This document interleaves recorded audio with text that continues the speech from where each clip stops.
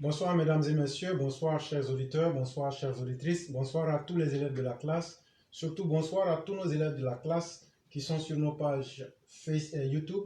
Malheureusement, pour un problème de son, on n'arrive pas à pouvoir vous connecter, mais certainement le jour que je serai de repos, je vais essayer de pallier à cette difficulté.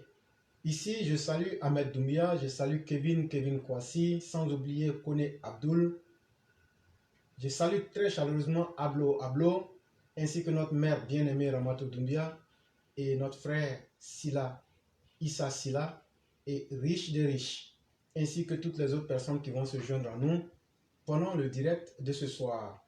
Aujourd'hui, nous sommes le 5 octobre 2022 et nous sommes sur la plateforme Éclaireur Pro Vérité, la plateforme du festin intellectuel, où nous aimons à le dire, notre objectif n'est point de chercher à vaincre qui que ce soit. Nous cherchons simplement à convaincre avec les preuves et dans le respect.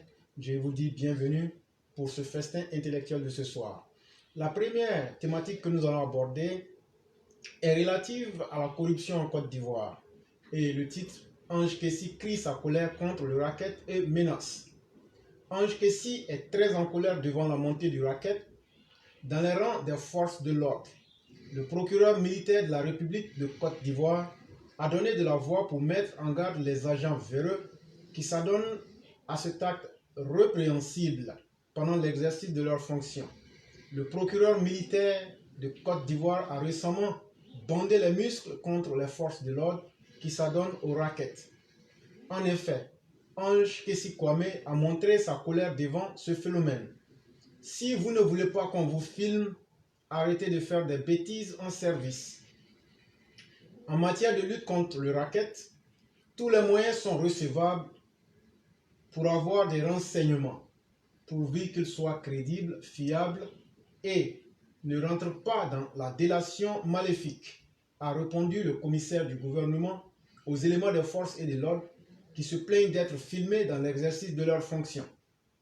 Par ailleurs, le contre-amiral a expliqué que tout fonctionnaire de la police, militaire ou paramilitaire, qui décide de retenir un citoyen à qui il reproche de l'avoir filmé sans en référer auparavant au procureur de la République commun, viole le respect des droits de l'homme et est coupable de détention arbitraire. Nous sommes fiers de nos éléments quand ils sont filmés en train de sauver un enfant de la noyade ou en train de secourir un individu en détresse, ou lorsqu'ils posent un acte fort de civisme ou encore de maîtrise de soi, à l'image de ce jeune policier lors de la finale du Tien-Tien. Cela doit être connu, félicité et récompensé, a ajouté M. Ange Kessi. Le commissaire du gouvernement a appelé les éléments des forces de l'ordre à avoir un comportement exemplaire afin que les civils puissent suivre leur exemple. C'est pourquoi nous disons non, non et non quand nous entendons les gens dire « la société est corrompue ». Il y a des hommes qui détournent des milliards. Ce sont les 500 francs de racket que vous poursuivez. Comme si 500 francs ou 1000 francs n'étaient pas de l'argent. Nous savons combien ces 500 francs que vous qualifiez de seulement entre guillemets coûtent dans l'année, a martelé Ange Kessi. C'était un article tiré de Afrique sur 7.ci. Sujet numéro 2. Afrique de l'Ouest, 40 coups d'État depuis 2010. Les solutions d'un expert. Le dernier coup d'État réussi en Afrique de l'Ouest, au Burkina Faso le 30 septembre 2022, vient raviver le malaise face au retour des coups d'État et à la mise à mort méthodique des démocraties en Afrique. On dénombrait jusqu'en 2012 plus de 200 coups d'État et tentatives de coups d'État en Afrique depuis la période des indépendances. Il y a eu une tentative de coup d'État tous les 55 jours dans les années 1960 et 1970 et plus de 90% des États africains ont connu un coup d'État. Comment éviter le coup d'État en Afrique de l'Ouest? Voilà donc la question posée. Après la guerre froide et l'effondrement du rideau de fer, un nouveau vent démocratique commença à souffler en Afrique. L'espoir de voir libérer le continent africain pour toujours de l'autoritarisme et des prises de pouvoir militaires était grand. Le pluralisme politique et l'instauration de l'état de droit étaient censés en finir avec les coups, voire les reléguer au calendre grec. Mais depuis les années 2000, on assiste à une recrudescence des coups d'État qui sont généralement présentés comme un moyen de restaurer l'autorité de l'État, voire de la démocratie. Depuis 2010, il y a eu plus de 40 coups d'État et tentatives de coups d'État en Afrique. Une vingtaine ont eu lieu en Afrique de l'Ouest. Malgré la pertinence des raisons évoquées, tantôt l'on nous parle de corruption, d'exclusion ou encore de tribalisme, pour recourir à ce mode violent de prise du pouvoir d'État, il faut admettre que les coups d'État sont rarement une solution à la mauvaise gouvernance. La tendance doit être stoppée net. Cependant, il invite également à une réévaluation du projet démocratique néolibéral en Afrique. Nos recherches sur l'histoire politique de la région montrent que la démocratie dans la région ouest africaine a tendance à être superficielle. Malgré quelques gains, la démocratie reste largement cosmétique et les conditions qui provoquent les coups d'État persistent. Un regard sur l'histoire des coups d'État en Afrique de l'Ouest suggère certaines thèses récurrentes comme cause. Ceci montre à quel point il est probable qu'il y ait plus de coups d'État et ce qui doit changer pour les empêcher. Pour éviter de futurs coups d'État et répondre à ceux d'aujourd'hui, il doit y avoir un changement radical de cap. Les pays, avec l'aide de partenaires régionaux et internationaux, doivent remédier au déficit de gouvernance reconnaissable sous la forme du non-respect des droits, de la citoyenneté, de la frustration socio-économique et de l'insécurité croissante.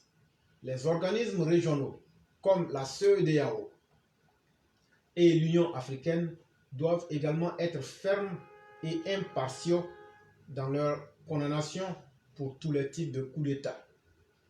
Les voies internationales pour punir les putschistes doivent être soutenues par les puissances mondiales. Les structures intergouvernementales à l'échelle mondiale doivent également contrôler. Et les organisations régionales africaines doivent résister. L'ingérence étrangère dans les affaires intérieures des pays africains qui conduit à l'instabilité politique. La démocratisation en Afrique nécessite également une réorientation en fonction des circonstances locales. Enfin, une réponse plus durable au coup d'État consiste à éliminer les conditions sociales. Le besoin non exprimé sur la question de la CEMU de la plupart de nos concitoyens, la stabilité sociale dans laquelle nous étions, n'était qu'une situation maintenue en l'état d'équilibre dans ce champ de réalité dynamique opposée, avant l'annonce de maladie universelle. Ces forces viennent d'être mises en excitation par réaction de certains de nos compatriotes suite au décret d'enrôlement forcé du 28 octobre 2022. Petit 2. Une initiative louable de solidarité universelle.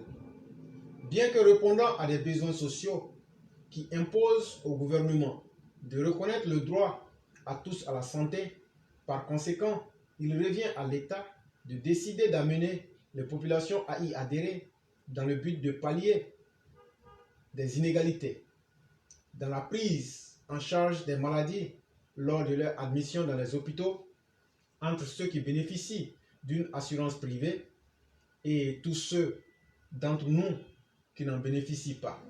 En d'autres termes, qui devraient payer de leur poche la totalité des soins ou la médication. Cette ambition louable procède de l'exécution d'une promesse de campagne de 2014 pour faire bénéficier de l'assurance maladie universelle à partir de janvier 2019 l'ensemble des Ivoiriens et plus particulièrement à ceux qui ne sont pas couverts par des assurances maladie privées. Petit 3. La patience dans le processus de changement. L'adhésion à ce système national obligatoire de couverture contre les risques de maladie en Côte d'Ivoire au profit des populations n'a pas plus un caractère spécifique comparativement aux autres systèmes de santé publique dans d'autres pays où cela existe. En France ou au Canada, pour ne citer que ces deux, où nous en avons bénéficié. Le régime d'Abidjan a fait le choix de la cotisation salariale pour supporter les frais médicaux, en mettant en avant le caractère solidaire et universel d'une telle initiative.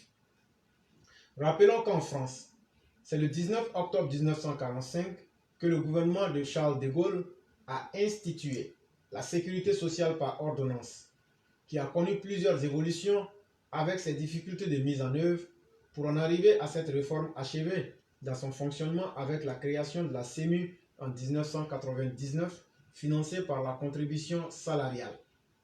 Par contre, la RAMQ de la province du Québec au Canada est financée par un fonds alimenté par les cotisations des employeurs à hauteur de 4,26% et par allocation d'une partie de l'impôt de chaque citoyen et résident. A également connu ces moments de tension avant l'adoption de la loi sur l'assurance maladie en juillet 1970 et rentrée en vigueur en novembre de la même année. Ces deux situations illustrent bien que tout changement qui touche à l'humain n'aura jamais l'unanimité et prend du temps. Petit 4. L'approche qui accroît les freins et excite certains Ivoiriens. Le gouvernement a eu plusieurs façons d'introduire ce changement dans le système organisationnel de la santé en Côte d'Ivoire. Le choix de l'approche coercitive semble avoir été sa préférence, eu égard au décret pris en Conseil des ministres du 28 septembre 2022 portant sur la CEMU. Cette approche, par contre, est une utilisation contraignante du pouvoir sur toutes ses formes. L'opposition, à travers son journal Notre Voix, ne pouvait s'attendre à mieux que de détourner l'objectif du sujet pour créer une polémique particulière en faisant croire à un moyen de recherche de ressources financières afin de pouvoir financer l'économie nationale. L'on peut comprendre que politiquement, le succès d'une telle opération viendrait réduire les arguments de campagne ultérieurs de l'opposition sur sa politique sociale qui avait tendance à tout offrir sans dire comment elle finance la gratuité. Si l'on en réfère au passé de sa gestion quand elle était aux affaires. Petit 5. Les autres modèles disponibles pour une adhésion plus souple. Évidemment, plusieurs autres modèles étaient envisageables comme celle de la notion d'approche, de la notion de stratégie ou de la notion tactique, avant évidemment d'en arriver à un rapport de force avec la coercition. Le gouvernement, à travers le ministère de la Santé, aurait dû procéder par effet halo pour inciter les populations à adhérer au projet en visant à engager les acteurs indispensables à la réussite du changement. Les médecins, les pharmaciens, les entreprises, les associations, les syndicats, etc. Engager un véritable processus de changement sur un plus long terme, allant du diagnostic au plan d'action plus général. Chaque étape devrait être accompagnée d'une communication spécifique de mobilisation, d'explications sur les raisons et la manière pour diminuer les résistances intriquées du changement. Petit 6. La patience dans l'enrôlement. La méthode adoptée par le gouvernement du Québec dans les années 1970 a été de sensibiliser les ministères et les organismes gouvernementaux à publier les noms et les adresses des citoyens et des résidents. La RAMQ s'en était saisie pour envoyer des formulaires d'inscription personnalisés dans les foyers. Ceux qui n'avaient pas pu être joints de cette façon avaient eu l'occasion, à travers des coupons dans les journaux, de se faire enrôler. Ensuite, s'en est suivi une importante campagne de communication et de campagne publicitaire dans les radios, à la télévision, pour sensibiliser des populations pendant de longues périodes. Dans ce cas d'espèce, il faut pouvoir compter sur le retour d'expérience des personnes pionnières de cette innovation du système de santé, qui probablement est une première en Afrique de l'Ouest, pour inciter à l'adhésion de bien d'autres sceptiques à se faire enrôler sur la base des témoignages. Ce mécanisme exige de la patience et de la capacité de persuasion de nos autorités du bien fondé de cette opération aux bénéficiaires.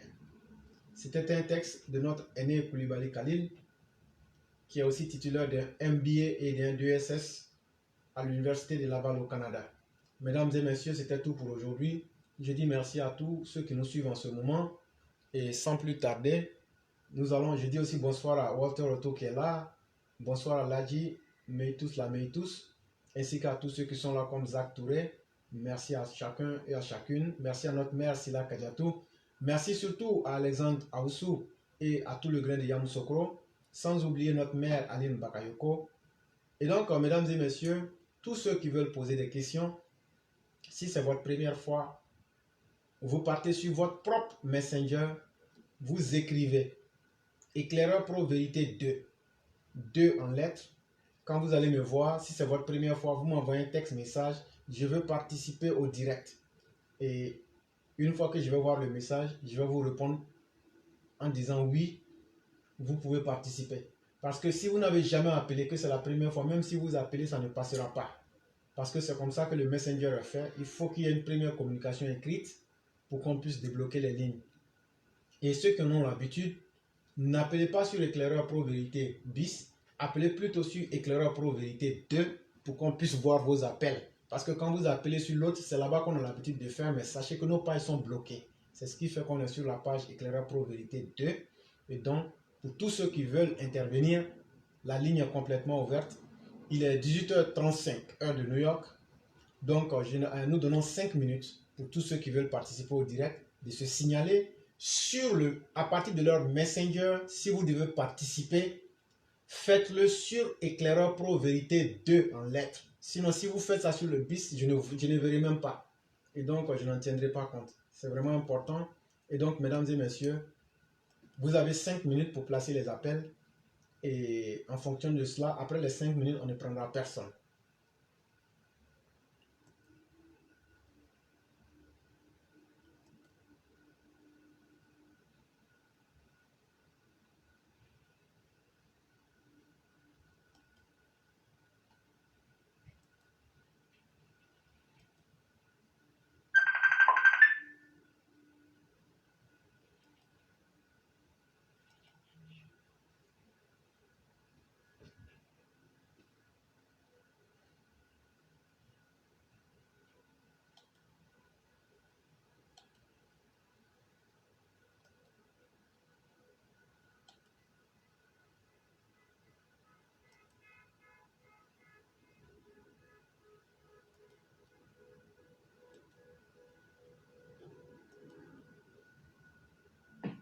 Allô? Oui, bonsoir. Allô? Oui, bonsoir Yann, comment ça va? Bonsoir mon grand-oncle, ça va bien et toi? Dieu merci, tout va très bien. Dieu merci. Et la famille? Merci beaucoup. Dieu merci. Ça va, tout le monde se porte bien. Dieu merci, que Dieu nous protège. La famille est couchée. Oui, oui, effectivement. Donc je suis un peu désolé, je ne vais pas trop lever la voix. Il n'y a pas de problème, ça marche. Donc vous avez la Ok. parole. Merci mon grand-oncle de me donner la parole. Bon, je vais aller séance tenante pour donner une petite analyse sur la situation aujourd'hui qui prévoit en Afrique. Surtout dans notre zone, dans notre région, l'Afrique de l'Ouest, qui est vraiment passé leader dans l'art de faire les coups d'État et de créer l'instabilité bête et gratuite, vraiment dont sont victimes nos populations. Voilà, je pense qu'on bat les records quand même en matière de coup d'État et vraiment c'est indigne et c'est surtout vraiment c'est humiliant pour toutes ces personnes-là qui rêvent vraiment d'un grand continent et surtout du développement de l'être humain et surtout de nos différents pays. Donc, donc le risque dans ce coup d'État, et comme je le disais hier, nous sommes vraiment à la croisée des chemins. Aujourd'hui, nous avons deux grands pôles de grande puissance qui aujourd'hui sont en train de faire leur expérience et sont en train de se repartager les richesses du monde. Et surtout, donc, les conséquences de tout ça, ça va découler à à refaire des nouvelles frontières. Je pense que tu l'as plusieurs fois mentionné. Je vais essayer d'apporter ma petite contribution là-dessus. Tout en rappelant que, en fait, l'histoire n'est que répétition. Hein. L'histoire n'est qu'un fait qui se répète. Le présent ne sert qu'à répéter l'histoire. Et si on se rappelle très bien, aujourd'hui, on a des pays, on voit que ce soit en Occident, que ce soit en Asie, un peu partout dans tout le monde, on voit qu'il y a il y a la redistribution des cartes en fonction des richesses, des richesses fossiles dont regorgent ces pays. Je prends le cas de deux pays, un pays qui se trouve en Afrique et un pays qui se trouve en Asie. Je vais commencer par le pays d'Asie. Il y a la Corée. Aujourd'hui, nous avons deux Corées. Mais est-ce que certains d'entre nous se sont posé la question de savoir pourquoi il y a deux Corées alors que c'est les mêmes familles? Avant, c'était une seule Corée. Aujourd'hui, on a la Corée du Nord, on a la Corée du Sud.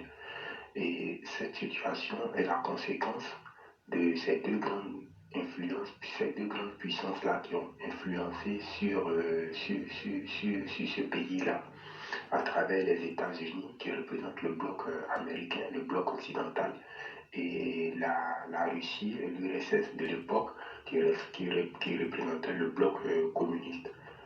Cette guerre de partage du gâteau a fait que ces deux pays-là se sont aujourd'hui séparés à travers une frontière, je veux dire, qu'on appelle, je crois, de part et d'autre du 36e parallèle. Je parle sous Parouven si jamais je me trompe au niveau je crois que c'est le 36e parallèle. Donc voilà un peu en gros cette situation. Mais pourquoi cela est arrivé? Cela est arrivé parce que déjà dans le pays, il n'y avait pas d'unité et de deux, il y avait des blocs d'influence de part et d'autre. L'influence occidentale et l'influence soviétique. Et pourquoi je prends cet exemple? Je prends cet exemple pour montrer que bon, d'abord avant ça, je vais d'abord aussi donner l'exemple tout récent à ma connaissance, qui est l'exemple de la Somalie. Aujourd'hui, on a pour des richesses pétrolières, toujours pour les mêmes richesses dont regorgent ces pays-là. Aujourd'hui, on a la Somalie du Sud, et on a dirigée par Riek Machar, et on avait la Somalie, je ne sais pas s'il faut dire la Somalie du Nord maintenant, qui était dirigée par comme Bachir, je crois que c'est Bachir, j'oublie son nom là, celui qui est aujourd'hui qui a été démis de ses fonctions à travers un soulèvement. Donc en gros, moi je reviens maintenant sur le contexte ouest-africain. Tu l'as plusieurs fois répété ici que on est aujourd'hui on est en train de rebattre les cartes.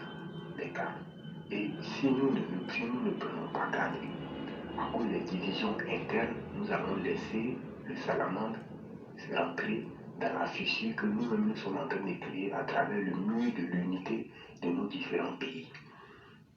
Parce que aujourd'hui, comme on a des politiciens qui sont passés dans l'art de mentir aux populations, et eux qui n'ont pas de bord, qui sont juste dans le bord qui peut leur permettre de s'enrichir sur le dos des populations ignorantes, ils iront toujours à compte courant du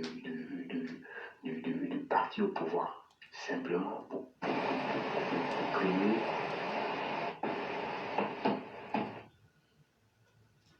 simplement pour créer un antagonisme afin de pouvoir aussi avoir leur part du gâteau. Je pense qu'aujourd'hui, avec l'annonce qu'a faite les représentants de l'autorité américaine concernant les bouddhistes du Burkina Faso, je pense que le message a été bien perçu et je pense que c'est vers cela que nous allons aller si nous ne faisons pas attention. Je prends le cas aussi du Mali. Aujourd'hui, nous sommes en train d'aller vers une indépendance de l'Azawad. Et cet Azawad-là, forcément, ne va pas se lier aujourd'hui aux Russes, qui sont aujourd'hui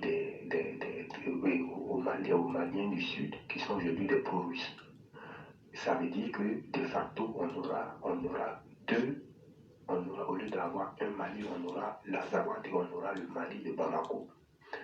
Donc voilà un peu, en gros, aujourd'hui, si nous ne réfléchissons pas à une stratégie commune, si nous n'essayons pas de comprendre les enjeux mondiaux, comme tu l'as toujours bien dit, si nous ne prenons pas garde, les cartes des pays africains seront redéfinies, les frontières seront redéfinies, il y aura une nouvelle balkanisation de l'Afrique, comme ça a été fait dans le passé.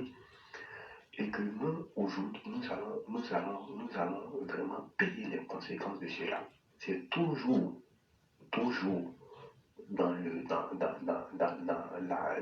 la mondialisation dans laquelle nous sommes, avec toujours la pensée unique, pas du maître à penser, mais des deux grandes puissances qui sont le bloc occidental et la Russie avec ses alliés. Donc, il faut qu'on fasse très attention à cela. Pour éviter cela, il faut que nous soyons vraiment unis et que nous voyons l'intérêt national qui peut nous permettre, avec des dirigeants éclairés, des dirigeants avertis, des dirigeants qui ont l'expérience de cette situation de géopolitique, pour permettre à nos nations de rester unies et soudées. Parce que vaut déjà un Mali qui est vraiment en décrépitude, un Mali qui est vraiment au bord du précipice, au bord du gouffre, que vaut un Mali où on a encore une scission entre le Mali du Sud et le Mali du Nord. C'est vrai, ça combat. Donc mon grand-oncle, je ne vais pas être long, mais c'est mon analyse que je voulais faire aujourd'hui. Si tu as quelque chose à rajouter à cela. Vraiment, merci beaucoup Yann. Merci beaucoup pour cette interpellation. Parce que c'est très important ce que tu es en train de dire. Certains ne pourraient pas comprendre, mais peut-être que je vais réexpliquer autrement. Yann est en train de nous dire que nous les Africains aujourd'hui là, pour qu'on dise voilà Côte d'Ivoire, voilà Mali, voilà Burkina, voilà tant, il y a eu deux phases principales qu'il faut retenir. Voyez-vous, une fois je vous ai expliqué où la Haute et la Haute-Volta se scindaient et que c'était un même pays, la Côte d'Ivoire et le Burkina actuel. Je vous ai expliqué tout ça dans d'autres émissions. En fonction des besoins du blanc du colonisateur, ils ont eu à reformater nos différentes frontières pour arranger leurs besoins économiques. Ça, tout le monde le sait. Il suffit de prendre les livres d'histoire, vous allez voir la différence ou bien l'implication de la haute et de la basse volta, c'est-à-dire le Burkina et la Côte d'Ivoire actuelle. Mais bien avant ça, les Blancs sont restés chez eux à Berlin. En 1885, ils ont tracé les frontières de l'Afrique sans même demander les Africains. Et c'est que Yann est en train de vous dire, l'histoire aujourd'hui est en train de se répéter après les années 1800, après les années 1900, aujourd'hui dans les années 2000. Les Africains ne peuvent plus dire que les nouvelles frontières qui sont en train d'être tracées, on n'était pas là-bas, ou même que ce sont les colons qui nous ont imposés. Les Maliens, en faisant venir Wagner ne venait pas pour protéger les Maliens. Or, si Wagner est venu pour protéger le pouvoir d'Assimi Goïta, la conséquence est réelle en face de nous. Je vous ai dit ici le nombre de populations qui ont été tuées durant ces 6 derniers mois. Plus de 925 personnes.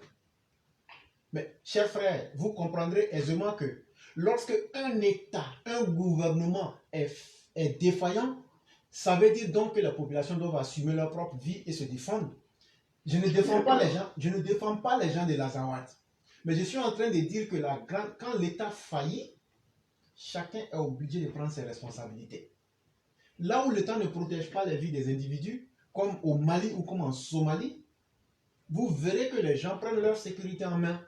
Et c'est l'une des explications, par exemple, du MNLA, ou bien même de la zone nord du Mali, qui s'est depuis très longtemps senti exclu, et en termes de progrès, et en termes de gestion politique, et en termes même d'inclusion dans le pays. Et aujourd'hui, lorsque Assimi Goïta fait venir des forces étrangères, il pense aujourd'hui qu'il est en train de combattre la Côte d'Ivoire, ou bien qu'il est en train d'imposer une nouvelle marque, mais il est en train de diviser son propre pays. Et demain, ne soyez pas surpris, parce que l'objectif de Wagner ou des Russes n'est pas de venir pour faire du cadeau ou même pour faire plaisir aux Africains. Et ça, il faut enlever ça dans nos têtes. Que ce soit les Américains, les Français ou les Russes, leurs objectifs ne sont pas pour que nous soyons les meilleurs amis du monde. Ils sont à la recherche des ressources pour garantir la sécurité de leur peuple. Et donc, ne nous blaguons pas. Aujourd'hui, donc, il y a deux cartes qui seront tracées. Je dis bien, il y a deux cartes qui seront tracées. Il y aura une carte des intérêts politiques. Malheureusement, ce que je vous dis, écoutez très bien. Il y aura une carte des intérêts politiques. C'est celle-là qu'on va voir qui sera retracée. Ça veut dire partout où chaque pays, je vais dire, grande puissance commande, le monde va fonctionner en fonction de ça. Et donc, le monde va être divisé. Tu vas retrouver le même Mali. Une partie sera avec le bloc, si vous voulez, le bloc occidental. Et une partie sera avec le bloc russe. Tu vas retrouver le Burkina. Avec l'État, si Wagner s'implante là-bas, tu vas encore voir cette même fracture-là. Et vous allez retrouver ces mêmes pays qui vont être divisés en des micro-États. Mais la deuxième partition qu'on ne verra pas avec les yeux, ça sera une partition, une division économique. Il y aura donc une carte économique. Et là encore, malheureusement, ce sont les grandes puissances qui vont encore tirer avantage parce que les ressources qu'elles auront accaparées sur ces territoires-là, selon les besoins, elles vont faire des échanges entre elles. Et nous, les Africains qui disons qu'on a l'or, on a le bauxite, on a le pétrole, on a les richesses, tout ça va se passer. On n'aura ni le contrôle physique de nos territoires, ni le contrôle économique de nos propres économies. Voilà le danger vers lequel l'Afrique est en train de partir aujourd'hui. Mais le plus grave dans tout ça, c'est que l'Afrique, une fois inscrite dans ce schéma-là, on ne parle plus de développement. Prenez le cas du Mali aujourd'hui. Est-ce qu'on parle de développement en termes humains? Est-ce qu'on parle de développement en termes d'infrastructure? Est-ce qu'on parle de développement en termes intellectuels? Non. À quand date la dernière université au Mali qui a été construite? À quand date la dernière route qui a été réalisée au Mali? À quand date la dernière... un projet de développement, pardon, à quand date le dernier projet de développement réel qui peut impacter positivement la vie des Maliens ou des Burkinabés? Quand vous vous posez cette question-là, ça veut dire encore que c'est l'état de faillite des dirigeants qui amène à tout ça. Parce que là où il y a la pauvreté, il y aura forcément l'ignorance. Et là où il y a l'ignorance, il y aura forcément la violence. Tout est lié. Quelqu'un qui travaille, qui gagne, s'il vous plaît, n'appelez plus. Le temps des appels est révolu, s'il vous plaît. Et quand vous appelez, ça nous déconcentre. C'est des analyses intellectuelles que nous faisons, s'il vous plaît. Respectez ce que nous faisons. Voyez-vous, quand vous appelez n'importe comment, ça casse le rythme et on est obligé parce que je ne viens pas pour parler comme ça. Si c'était pour parler dans le vide, ça allait être très intéressant. Parce que c'est la chose la plus simple et il n'y a rien dedans. Mais ce que je dis là, c'est très important. Et c'est pourquoi je n'aime pas que celui qui ne peut pas me respecter et respecter mes auditeurs, en respectant ces 5 minutes, ne m'amenez pas à vous manquer de respect. J'ai dit 5 minutes. Si vous avez du respect pour moi et mes auditeurs, vous auriez dû respecter ces 5 minutes. Et je l'ai bien dit, en dehors de ces 5 minutes, n'appelez pas. Je l'ai bien dit. Et vous venez de nous déconcentrer parce que ce que je suis en train de faire, c'est très important. S'il vous plaît, ça sera la dernière fois. Quiconque se permettra de faire ça, ça sera la chose la plus désagréable. Parce qu'on ne va pas continuer à vivre comme ça, chaque fois à faire du babysitting pour dire aux gens, il ne faut pas faire ça. Ça ne fait pas partie de mon rôle. Quand je vous respecte, respectez-moi. Je ne demande pas plus, mais je ne demanderai pas moins. Ça doit être très clair dans la tête des uns et des autres. Si vous là où il n'y a pas de règles, c'est le désordre. Et ici, sur cette plateforme-là, je ne peux pas accepter et tolérer le désordre. Je ne peux pas accepter cela. Je ne peux pas accepter cela. Donc, tous ceux qui n'ont pas pu émettre leurs appels à temps, je ne peux pas vous faire plaisir. Je ne vous prendrai pas. Il faut que ce soit clair. Vous respectez les instructions ou vous laissez tomber. Il ne peut pas avoir 2 mètres.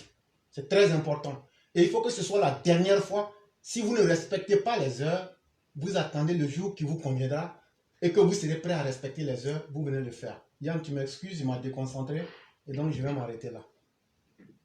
Ah, bon, ok. Grand temps qu'il n'y a pas de problème.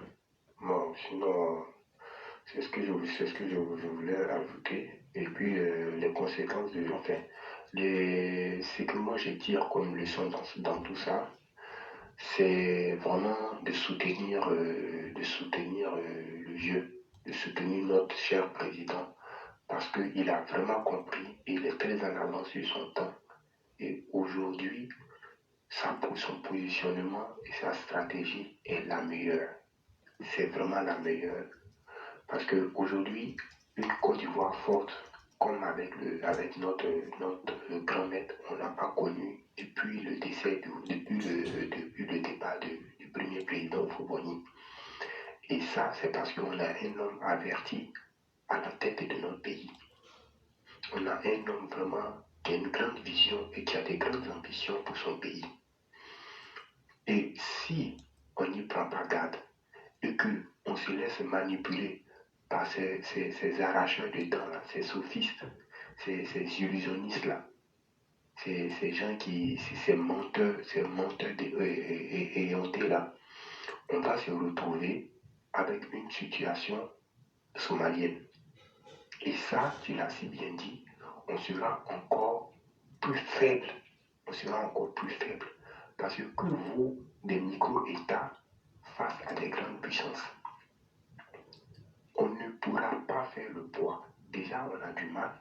Imaginez-vous, aujourd'hui, la Côte d'Ivoire est scindée en 3 ou 4, est morcelée en 3 ou 4 parties. C'est vrai, tu vas dire, celui qui va occuper une partie de ce pays-là sera le Seigneur Tout-Puissant. Mais qu'est-ce qu'il pourra faire en termes d'échanges économiques avec le reste du monde? Déjà, toute l'Afrique ne représente même pas 5% du commerce mondial. Voyez, c'est pour ça que nous devons prendre conscience. C'est pour ça que nous ne devons pas nous laisser berner par ces nouveaux courants qui viennent là. Et puis vous voyez comment même ce phénomène de coup d'État est en train d'envahir notre sous-région. C'est à partir de quoi? Quelqu'un qui veut vraiment respecter son peuple, il fait un coup de force, il vient, il s'assoit, c'est déjà un signe d'autoritarisme. C'est-à-dire qu'il n'a pas demandé l'assentiment du peuple. On peut l'appeler comme on veut, démocratie, on peut l'appeler comme on veut, mais c'est la force qui prime et c'est de l'autoritarisme, et l'autoritarisme est égal à la dictature. Ceux qui sont en train d'encourager aujourd'hui les Russes à prendre le pouvoir et à s'impliquer dans nos affaires, ce qu'ils ne disent pas, c'est que les Russes là, aujourd'hui leur président, il a pratiquement 20 ans de pouvoir. Vous voyez, il faut que nous soyons vraiment assez éveillés et assez conscients de ces faits-là. On ne peut pas aujourd'hui confier nos destins à des aventuriers vendeurs d'armes. Des gens qui ne pensent qu'à faire du deal et des affaires dans l'armement. Mais l'arme qu'ils vendent là, c'est pourquoi? C'est pas pour décorer nos salons, c'est pour qu'on puisse s'entretuer. Mais quand est-ce que nous, les Noirs, nous allons comprendre que notre intérêt, c'est dans l'unité et c'est surtout dans la prise de conscience pour pouvoir préserver nos acquis? Chers frères, chères sœurs du pays, chers frères, chers sœurs du ghetto, aujourd'hui là, le monde est trop bizarre. Le monde est trop bizarre. Nous, on est là, on est tranquille, avec notre famille. Voilà qu'aujourd'hui, il y a le coup d'état de partout autour de nous. Là, on fait comment? Le pays, là, on fait comment? Donc, quand moi j'ai science là, quand je vois clair dans l'affaire, là, il dit ça là, vraiment, nous là, on sait ce qu'on a, mais on ne sait pas ce qui nous attend. Ce qu'on a là, c'est le vieux, c'est le Prado, c'est le grand bâtisseur là, qui a mis tout le pays en chantier là. C'est lui que nous on voit, on sait qu'il est en train de faire le bon barrage pour nous, il est en train d'arranger un peu le pays, il n'y a même pas encore longtemps, il a augmenté ses salaires de nos fonctionnaires, il est en train de créer le mouvement, il est en train de créer les écoles, tout ça là. On voit que son goût est bon, sa gamme est bonne. Restons sur sa gamme là. Donc, chers frères, allons dans tous les cas, allons dans tous les grains pour commencer ce message-là à nos frères de sang. Nos bakaman, nos gars qui sont le matin à 6 heures, qui sont cherchés pour eux leur manger mal. Il n'y a rien que ça. La paix, quand tout est posé là, quand tout est tranquille, c'est là toi tu peux gagner ton graillard, c'est là tu peux gagner ton mangement, tu peux gagner ton carba. Le vieux là, il est en train de se battre comme il peut. Mais on n'a pas pensé, si le vieux là n'est pas là, aujourd'hui là, qu'on crée un mouvement où le pays est mélangé façon bien bizarre. Nous-mêmes là, ça sera mou sur nous. Vous-même, sciencez un peu, regardez un peu aujourd'hui comment le vieux, il n'est pas dit que tout est parfait. Hein. Mais comment est-ce qu'il est en train de nous sécuriser depuis là, tous les petits marques là, ils ont essayé, quand ils n'ont pas pu faire quoi que ce soit, parce que le vieux il tient. Voyez? Donc là, on a quand même voir ce qui est bon pour nous. Faut pas on va se laisser blaguer par les aventuriers là. Mali Burkina là, et c'est leur travail depuis les années Modibo Keïta là, depuis les années 70 qu'ils sont dans ça là. Donc on a qu'à le laisser comme ça. Nous, vous avez vu, ils ne faut pas aller quelque part. Nous là, grâce à notre père, le père de la nation, faut là, nous on a eu bourse. Chaque 3 mois, on nous donnait un jeton. On a eu 4 puces. C'est parce que là, il y avait la paix. C'est parce que le vieux, là, il avait une vision pour nous. Qu'aujourd'hui, là, la Côte d'Ivoire était citée en exemple. Donc, tous les pays autour de nous, là, ils sont jaloux. Donc, ils veulent que le pays, là, s'égale. Donc, nous, on ne peut pas non plus accepter ça. Donc, le vieux, là, avant de partir, là, il a dit son fils qui allait venir, là. On n'a pas lui faire confiance, on n'a qu'à le soutenir. Si on aime vraiment la parole du vieux Faux-Boigny, et qu'on a vu ce que son fils est en train de faire aujourd'hui. Son fils même, il a dépassé même ce que son papa a fait. Quand il dit son fils là, c'est son vrai fils. Hein. Mon vrai fils là, dans le bar là, c'est notre papa à tout. On n'a qu'à le soutenir dans tout ce qu'il fait. Parce que le vieux là, il connaît, il voit trop clair quoi. Il voit trop clair parce que les blancs le respectent là. Nous-mêmes, on ne le respecte pas comme ça. Alors que le monde là, qu'on veut ou pas là, c'est les blancs qui ont ça dans leurs mains. Sinon, là, on ne va pas courir derrière les Russes, on ne va pas courir derrière les Américains. Ce qui est bien pour nous, là, c'est la paix, pour que chacun puisse gagner son garde à midi pour manger. C'est tout ce que moi, je voulais vous dire, les frères moraux. Essayons d'être positifs. Et puis surtout, là, quand tu as vu quelque chose, là, quand tu donnes quelque chose que tu as vu, c'est un bizarre, pour même pas hésiter, mais pour parler de ça dans ton grain, là, il sait qu'il y a un des frères moraux qui est en contact avec l'éclaireur. Il va casser le papo en même temps. Je pense que c'est comme ça qu'on doit réagir pour sauver notre pays. Nous, on n'a pas deux pays. Nous, on est dans le froid ici, là, mais notre pays, là, c'est notre cœur est toujours dessus. Donc, les gars, sciencez, et puis vraiment, soyons positifs pour que vraiment notre pays, là, reste en paix. C'est ce que moi, j'aimerais vous dire. Donc, mon grand temps, voilà un peu ce que mon message, si tu as quelque chose à rajouter. Simplement te dire merci. Merci pour ce travail didactique, ce travail d'enseignement et méthodique que tu fais en s'adressant à toutes les couches. Tout le monde comprend bien ce message-là. Le bonheur n'est pas aussi loin qu'on le pense. Souvent, le bonheur est tout proche de nous-mêmes. Et nous autres qui avons quitté notre pays, ou même nos pays, quand on revient, tu vois, Yann, ce matin, j'étais au travail et il y a un Haïtien qui vient. Et quand je l'ai vu, tu sais, quand on est africain, on se reconnaît. Hein? Et je lui dis du Ghana, il me dit non, je viens de l'Haïti. Je lui dis, mais tu as le trait quand même de quelqu'un qui vient du Ghana. Et dans la causerie, il me dit, j'étais ceci, j'ai fait tout ça, et je suis venu aux États-Unis. Et je pensais que ce serait mieux en termes de rêve et de perspective. Mais après de profondes réflexions, je ne souhaite plus finir ma vie ici. Et voyez-vous, au fond de chacun de nous, qui avions traversé mer, océan, pour nous retrouver à des milliers de kilomètres de notre pays ou de nos patries, en chacun de nous sommeille ce sentiment-là, qu'on puisse se retrouver un jour là où notre cœur a vu le jour, c'est-à-dire là où on est né. C'est très important pour toute personne. Mais vous qui êtes déjà là-bas, lorsque nous, on s'assoit, pour vous dire que l'expérience n'est pas forcément mauvaise, non.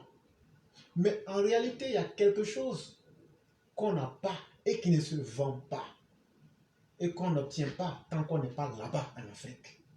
C'est cette humanité, cette proximité avec la vérité même de la nature humaine, cette proximité avec la terre même où tu sens ton âme. Ça, ce n'est pas l'argent qui peut donner ça à quelqu'un, ce n'est pas la fausse richesse matérielle qui peut donner ça à quelqu'un. Il faut être présent là-bas. Et c'est à cause de ce sentiment-là que nous, on lutte pour qu'il y ait la paix d'abord en Afrique. Que nous, on lutte pour que les esprits des jeunes Africains et les esprits de ceux qui veulent évoluer puissent être ouverts. On ne le fait pas parce qu'on veut s'improviser politicien. On ne le fait pas parce qu'on détiendrait peut-être le monopole de la vérité. On ne le fait pas parce qu'on est les plus doctes ou les plus savants. Mais on le fait simplement en vous disant, si nous arrangeons l'Afrique, si nous faisons de l'Afrique une zone de paix, une zone de fraternité, ça, on n'a pas besoin d'argent pour le faire. Lorsqu'on va me dire d'aller tuer mon frère, que je dis non, le marchand d'âmes sera découragé. Lorsque l'occidental viendra pour dire que le Hutu est mieux que le Tutsi ou que le Tutsi est mieux que le Hutu, et que nous disons non, quand Dieu nous a créés selon la Bible et le Coran, tous les êtres humains se valent. L'occidental n'aura plus d'arguments pour nous diviser. Et donc la xénophobie n'aura plus son sens. Et donc le tribalisme n'aura plus son sens. Voilà cette Afrique-là que nous autres, nous recherchons. Et c'est ce modèle-là qui a fait que l'Occident a pu se construire. Yann, tu te souviens de la chasse aux sorcières et autres, et des années des Lumières. Mais c'est le bon côté aussi qui est présenté. Mais il y a eu aussi un mauvais côté. Il y a eu le côté du nettoyage. Et donc, par plusieurs procédés, ils ont nettoyé plusieurs types de savoirs, mais aussi plusieurs types de cultures pour en arriver à une harmonisation de leur culture. Quand vous voyez le français de l'île de France qu'on parle aujourd'hui, mais ce n'est pas la seule langue en France. Mais pourquoi c'est devenu pratiquement la langue dominante? C'est parce qu'il y a eu un travail dans le temps pour pouvoir aboutir à ce résultat.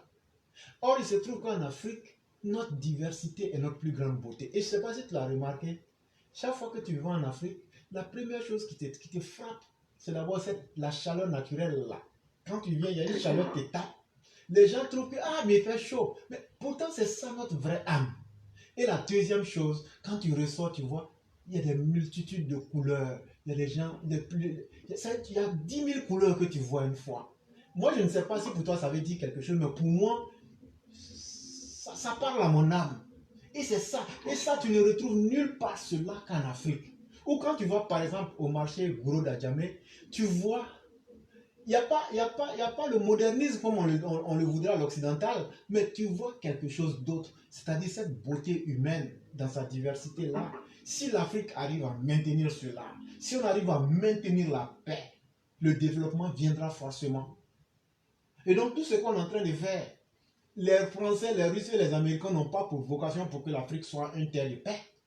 Parce que si l'Afrique est en paix, les Africains se demanderont comment il faut se développer. Et donc, il faut toujours trouver des arguments. La pauvreté, s'il vous plaît. Tant que nous dépendrons des Occidentaux, et quand je parle d'Occidentaux, j'inclus tous ceux, parce que j'inclus tous ceux sauf les Africains, c'est ce que j'appelle les Occidentaux, les Chinois, tout. Voilà. Quand les Chinois réfléchissent, les Chinois disent nous et les autres. On dit non, lui les blancs, non. Il faut que nous autres Africains, on en arrive à la réflexion. Nous les Africains et les autres. Et donc, tant que nous n'allons pas créer ce qui est nécessaire pour nous, utiliser ce qui peut donner un sens à notre vie, nous ne serons jamais riches parce que nous allons toujours dépendre des autres. La richesse, ce n'est pas l'argent. La richesse, ce n'est pas le matériel physique. La richesse, c'est le fait de ne pas dépendre de quelqu'un. Et ça, je ne suis pas un savant pour vous le dire. Lorsque quelqu'un vous regarde dans vos yeux et vous dit « je n'ai rien à perdre », Yann, quel que soit ce que tu veux faire, toi-même tu vas te poser la question « mais finalement, qu'est-ce que je dois faire ?» C'est ça. Quand quelqu'un te dit « moi, je n'ai rien à perdre », mais ça veut dire qu'il y a deux choses. Soit toi à qui il a dit « je n'ai rien à perdre », soit toi tu es convaincu que toi tu as un mécanisme pour le contraindre en lui arrachant quelque chose qui va lui faire mal, ou bien tu es convaincu que en le manipulant, la personne sera convaincue que toi tu as quelque chose qui va faire son bonheur. Voilà les deux manières pour capturer un homme, ou bien une civilisation, ou une culture. Mais une fois qu'une culture se dit, je n'aurai plus besoin de votre modèle, je n'aurai plus besoin de ce qui est important pour vous, mais je vais créer les moyens de ce qui est important pour moi-même. Et l'homme africain n'a pas besoin de beaucoup pour vivre. Avec la structure sociale et culturelle que nous avons là, l'homme africain n'a pas besoin de beaucoup pour vivre. Il suffit de regarder le modèle de nos ancêtres. Exactement. Il suffit simplement de regarder le modèle de nos ancêtres. Mais comment un continent entier peut dire comme nous avons de l'or, nous sommes riches? Un Africain qui a de l'or n'est pas un Africain riche. Un Africain qui a du pétrole n'est pas un Africain riche. Un Africain qui a du cobalt n'est pas un Africain riche. Un Africain qui a du bauxite n'est pas un Africain riche. Et pourquoi? Et ça, je suis en train de parler de la situation globale de l'Afrique, mais spécifiquement à nos panafricains qui disent aujourd'hui la Guinée a du bauxite, le Mali a de l'or, et la Côte d'Ivoire, l'or là, l'or du Mali là, faut même pas te limiter à ce que tu vois. Hein. Faut aller prendre tout l'or du Mali qui est dans les 7 couches de la terre. Parce qu'en réalité, l'or même ne vient même pas de la terre, ça vient, voilà, Yann, tu le sais, hein, voilà. Donc, ils n'ont qu'à aller dans l'espace. L'or qui est dans l'espace, là, ils n'ont qu'à tout mettre ensemble. Et puis, ils n'ont qu'à venir donner aux Maliens. Quand les Maliens auront ça, on va leur dire, bon, devenez riches. C'est là que vous allez vous rendre compte que ce n'est pas l'or qui rend riche, mais c'est comment utiliser l'or. Or, la connaissance. La connaissance. Or, nous autres Africains, à part faire de grosses bagues et peut-être quelquefois mettre de l'or dans les dents, à quoi est-ce que l'or nous sert? Rien. Et donc, pour nous, l'or n'est pas une richesse. Le pétrole, même si le pétrole, toute l'Afrique était gorgée de pétrole, Yann, est-ce que nous avons les moyens de les utiliser sans que les autres ne viennent nous aider là-dedans? Non, c'est pas possible. Parce qu'on n'a pas la technologie, parce qu'on n'a pas la connaissance. Exactement. Voilà ce qui manque à l'Afrique. Et vous dites encore que la richesse que vous clamez, la Guinée est un exemple parfait. À partir de 1960, lorsque la Guinée a pris son indépendance en 1958 et que De Gaulle est parti, il a suffi que la France dise on s'en fout de la Guinée, on s'en va, on les regarde faire. Mais vous voyez aujourd'hui où la Guinée en est? Il a suffi que la France dise simplement bon, on va plus s'impliquer dans votre politique. Regardez à quel niveau la Guinée est. Alors que son or, son bauxite et son scandale géographique sont restés intacts. C'est de cela qu'il est question. Alors que dans un autre sens, l'homme africain est déjà naturellement riche à cause de l'humanisme même qui se dégage. Et c'est pourquoi moi je n'accepte pas le paradigme qui veut qu'il faut avoir peut-être 2 $ ou 3 $. C'est faux, ça ne marche pas pour nous autres Africains. Parce que moi, si je vais en Afrique, et que je n'ai même pas, normalement, je n'ai même pas besoin d'aller dans un hôtel. L'Africain peut aller sans prendre rendez-vous avec son frère, il va dans une autre ville, il dort là-bas. Et quand il va là, il va manger là-bas. Cette humanité-là, c'est ça encore, le peu de beauté que nous avons, c'est ça qui est notre richesse. Et notre richesse, c'est quand nous allons comprendre que lorsqu'on va plus se focaliser à produire de l'or pour les Occidentaux, pour arranger leurs ordinateurs et pour qu'ils partent explorer Mars alors que nous on est assis ici. Quand on va comprendre que la bauxite et le cobalt sont les pires péchés qui ont fait que la RDC aujourd'hui est miettée et que le pétrole a causé les malheurs du Nigeria, etc., vous comprendrez donc que cherchons d'abord à faire l'autosuffisance alimentaire. Ne cherchons même pas à construire des écoles. Cherchons d'abord à remplir les ventres.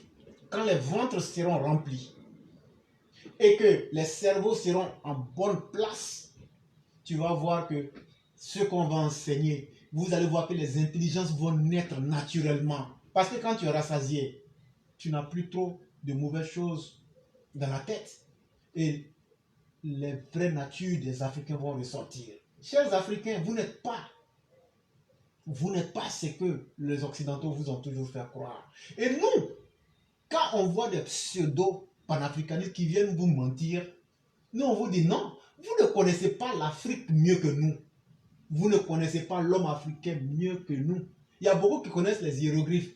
Mais est-ce que vous connaissez les aéroglyphes? Il y a beaucoup, je mets beaucoup au défi. Tout le monde connaît les hiéroglyphes que vous avez vus. Mais il y a une autre écriture qu'on appelle les aéroglyphes. Contrairement à ce que les Occidentaux vous disent, est-ce que vous savez que dans le Nigeria actuel, avant l'Égypte, on écrivait? Voilà cette vraie Afrique-là. Il faut la redécouvrir. On ne peut jamais se développer avec les modèles extérieurs. On peut me demander de changer mon comportement en fonction de mes qualités. Mais me demander de copier les qualités de quelqu'un d'autre, c'est me demander l'impossible. Et donc, on ne doit pas demander l'impossible aux Africains. Et demander l'impossible aux Africains, c'est de leur demander de suivre les autres et de copier leur modèle. Ça ne marchera jamais. C'est pourquoi la démocratie, quoi qu'on dise, quel que soit ce qu'on dit, ça ne marchera jamais. Je suis désolé, la démocratie ne marchera jamais. Parce que la démocratie aussi vient avec son côté pervers aussi. Et c'est ça qui devient le problème. Et aujourd'hui, avec les réalités mondiales, la démocratie est en train de montrer toutes ses limites. C'est comme ça, tous les systèmes politiques, à un certain moment, montrent leurs failles. Aujourd'hui, tous les pays occidentaux que vous prenez, regardez par exemple l'histoire de Donald Trump aux États-Unis. Regardez le phénomène Macron. Regardez la toute dernière élection en Italie, où c'est une ultra de gauche qui a été élue. Les gens qui soutiennent les Mussolini. Voilà. C'est pas fait gratuitement. C'est le symbole qui prouve que la démocratie occidentale, les gens, même les occidentaux, même n'y croient plus.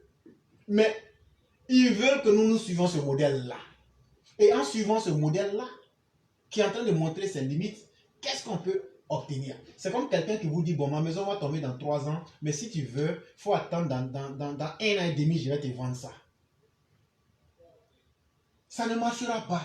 Et donc, chers Africains, qu'est-ce que la Russie va nous apporter, à part la brutalité et le pillage de nos ressources? Parce que ce que vous oubliez, Wagner, ce ne sont pas des enfants de cœur. Ils ne sont pas venus en villégiature. Ils sont venus pour une mission qui est d'enrichir la Russie et d'appauvrir l'Afrique. Les mines d'or qui sont exploitées en Centrafrique et au Mali et peut-être maintenant au Burkina, aucun Burkinabé ne verra un centime. C'est à nous-mêmes de prendre conscience. C'est à nous-mêmes de comprendre qu'un ventre affamé est un poison pour lui-même et un poison pour la société.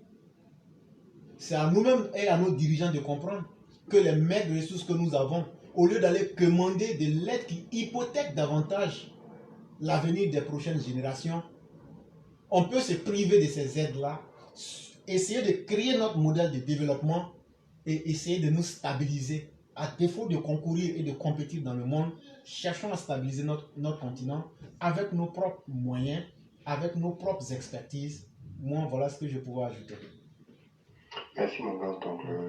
Je vais aussi, si tu me permets, prendre un peu de temps, juste 2 minutes juste pour dire que voilà, ceux qui sont aujourd'hui, qui veulent savoir plus sur le sujet, moi j'invite tout le monde à lire un philosophe sénégalais qui s'appelle Felwine Sarr, qui en parle bien dans un livre qu'il a dédié à cela, concernant le modèle de développement des Africains, qui n'a rien à voir avec le modèle imposé par les instances internationales.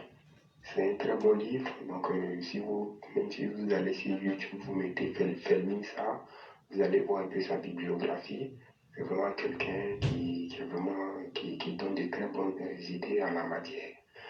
Maintenant, pour nos frères, nos panafricains qui parlent de souveraineté monétaire, qui s'en prennent au CFA. Moi, je suis d'accord avec eux qu'ils puissent s'en prendre au CFA. Maintenant, moi, je veux leur dire, dans la sous-région ici, dans la sous-région ouest-africaine, le Ghana a sa monnaie, le Nigeria a sa monnaie, la Guinée a sa monnaie. Bon, comme ils aiment tellement l'Afrique, ils aiment tellement la souveraineté africaine, qu'ils partent utiliser le CD ghanéen, le Naira nigérien, et c'est même pas pour la Guinée, comment on appelle ça, les monnaies guinéennes, là, ils n'ont qu'à prendre ça, Le franc mettre guinéen. ça dans leur poche, arriver dans les pays africains, même en Europe, les utiliser. Vraiment, c'est aussi une preuve de leur panafricanité qu'ils doivent nous montrer. Donc, c'est un défi que je leur lance à ces panafricains-là. Merci, mon grand-oncle. Et je reste à l'écoute. Merci beaucoup, le grand maître. Merci pour cette belle et brillante intervention. Et je te souhaite une excellente nuit du côté de Paris. Que Dieu veille sur nous. Merci bien, mon grand-oncle. Merci à tous et puis on reste à l'écoute. Merci encore. Merci beaucoup. Merci.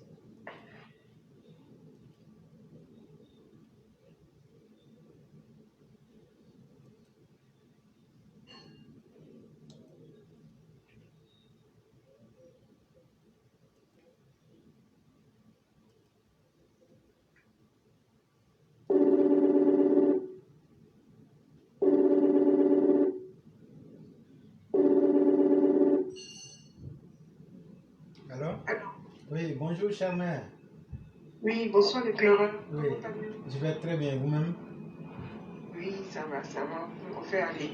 Dieu merci. Et je m'inquiétais même et je me disais, mais bon, pourquoi ne pas vous reposer? Oui, bon, j'avais programmé mon réveil pour me lever un peu plus tard. Il n'y a pas de problème. Merci pour cet effort. Si vous permettez, je vais commencer. Il n'y a pas de problème, vous avez la parole. Oui. Alors, mon titre, c'est le rôle de la femme auprès de son mari de nos jours. De nos jours, le rôle de la femme auprès de son époux est tel que nous nous posons la question de savoir quels sont leurs rôles, leurs positions auprès de leur. Dans Genèse 2, verset 18, Dieu dit, « Il n'est pas bon que l'homme soit seul. Je lui ferai une aide semblable à lui. » Je déduis donc qu'une femme est une aide précieuse pour son mari. Elle le protège, le soutient, le seconde parfois et l'oriente dans son travail à travers ses conseils. La femme épaule et doit être disponible pour son époux. Elle l'assiste si nécessaire. La femme est une mère, une sœur, une amie et une confidente pour son mari. Mais de nos jours, nous assistons à des faits de société et à des enjeux politiques vitaux. Nous voyons en Afrique, particulièrement en Afrique de l'Ouest, autour de la Côte d'Ivoire, des putschistes renverser des pouvoirs d'État à tour de bras sans se préoccuper du sort des populations. Ils soumettent leur pays à un bond de régression d'un quart de siècle, c'est-à-dire 25 ans en arrière. Est-ce que tous ces putschistes font les coups d'État avec le consentement de leurs épouses, comme Mme Assimi Goïta, Mme Daniba du Burkina et Mme Doumbouya de la Guinée, et certaines encore du Mali, puisque ce pays n'a connu que des coups d'État. C'est à croire que ces putschistes ne les consultent pas, ne leur accordent aucune importance.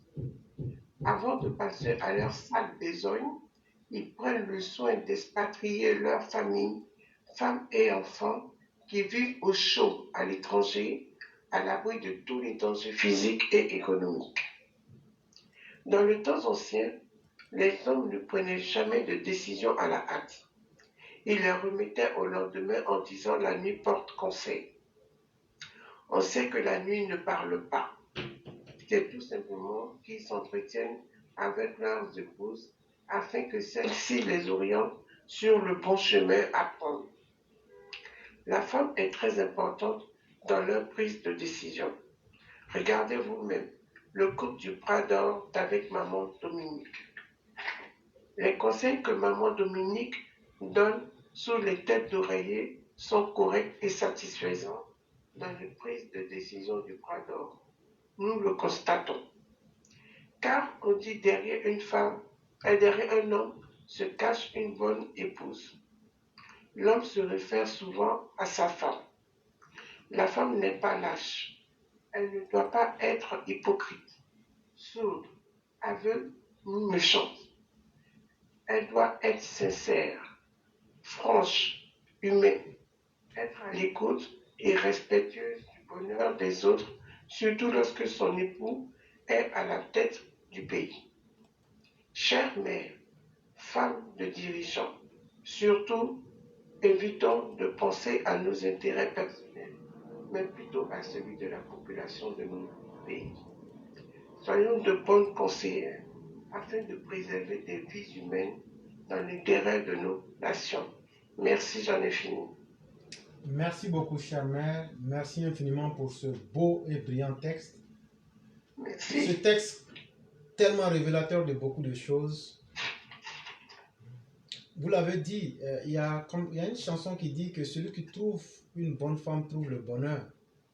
Mais ce que la chanson ne nous dit pas aussi, si tu cherches le malheur sur la terre, là, il faut aller chercher une mauvaise femme. Tu auras ça et tu seras très bien servi. Voyez-vous, c'est tellement important. Quand souvent on dit que les femmes sont importantes, c'est pas seulement ceux qui sont dans le féminisme pour qu'on dise que non. Nous, dans notre tête, les femmes n'ont jamais été moins que les hommes. En Afrique, bien sûr, je parle en tant qu'Africain. C'est très important. Parce que allez prendre la charte du Mandé et regarder la position qui était dans nos femmes. Ça, c'est un. Et peut-être une histoire qu'on ne raconte pas à beaucoup de personnes, ceux qui disent qu'ils sont maliens. Allez demander, je n'ai pas dit la maman de Sundiata Keïta. Je ne parle pas de Sogolon. Celle qui a élevé Sogolon, là. Dites-moi pourquoi on l'appelait la femme unicorne. Pourquoi on l'appelait le tronc-clé? Les gens aujourd'hui ne connaissent rien, ils disent que non. Non, au-delà de l'imagination, c'est parce que vous voyez la corne, comme la licorne, c'est une seule corne. Oui. Elle est restée, et vous savez que cette corne-là est très rigide. C'est parce que cette dame-là est restée sur une décision fixe. Elle dit, moi en tant que femme, j'impose que les hommes et les femmes doivent avoir les mêmes partages dans les héritages. Et elle a dit, si cela n'est pas fait, je me loigne du village et je vais vivre à l'écart jusqu'à la fin de ma vie. Être capable de payer sa maison. Moi, je suis rigide sur ces cas-là. Un vrai homme, ça assume. Tu es l'homme, tu payes ta maison. Pourquoi toi tu es homme? Non, il faut payer courant. Toi tu es quel genre d'homme? Un vrai garçon là, tu assumes ce que tu assumes tout. Mais une vraie où elle pouvait vivre. Sinon, quand tu es enceinte là, elle-même elle sait que c'est un défi à la mort. C'est comme rentrer dans l'avion. Mais quand elle l'accepte, vous pensez que le fruit là, elle va s'amuser avec ça? Non. Et toi, un garçon, toi tu es là. Non, ah, moi j'ai mis des enfants au monde. Et tu l'abandonnes comme dirait quelqu'un en plein vol.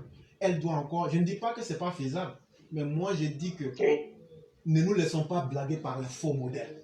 Si chacun joue véritablement son rôle et qu'une femme sente qu'elle a l'homme qu'il lui faut et qu'il écoute surtout, parce que c'est ça aussi la force d'un homme. Un homme qui sait écouter une femme est toujours un homme qui va de l'avant. Parce que, mine de rien, les femmes voient toujours dans les détails.